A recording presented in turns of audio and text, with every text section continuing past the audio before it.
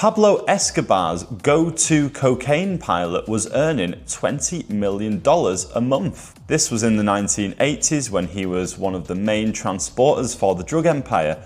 At the time, he owned 30 Lamborghinis, 30 aeroplanes, a housing development, a boat business, a car dealership, and even a pet mountain lion which was named Top Cat. TJ Dominguez was his name, and he recently did his first interview since he was imprisoned in 1988. It's an 8-part series called Cocaine Air. I'll put it in the description. Only the first one is out so far, but if the rest are as good as the first one, then it's going to be a very good series indeed. Here's some other stuff that I learned about Dominguez. In the 1970s, his father, a South Florida real estate developer, unexpectedly died from cancer whilst he was in the middle of building a sugar mill in Haiti. So before his dad died, he'd actually agreed a $14 million loan from the bank, and that was going to be used to sort of, support the business of the sugar mill. But unfortunately, Dominguez was unable to sort of get that money after his dad passed away. He was also scammed out of $100,000. So at the time, he thought he was going to learn how to fly so he could move weed around in order to make money for the sugar business. So he was moving weed around on his plane, but then unfortunately he dropped a big load in the wrong smuggling boat. So he ended up owing 800 grand to the supplier. He didn't want to get involved in the cocaine business at first because of risks of security to him.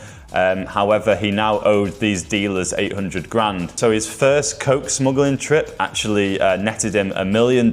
So he managed to pay off that debt, and he realized how much money was in coke as opposed to weed. And he ended up switching over. But he wasn't actually working for Pablo at the time. He was working for one of the competitors. He soon gained a reputation for being very trustworthy, very punctual, and more importantly, he never lost a load.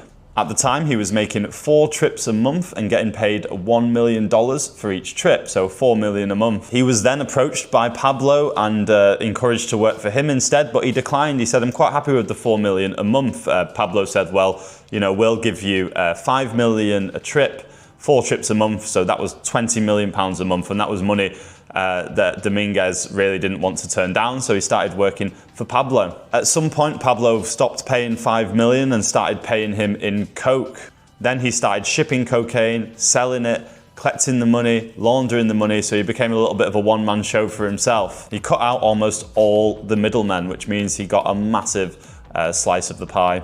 That was when he acquired all this vast wealth, and he had a sort of chartered boat business, chartered aeroplane business, mobile phone business. He had 30 Lamborghinis, and one day he was going for a meeting with one of Pablo's guys, and they went, "That's a nice shirt," and they bought him a supercar to match the shirt.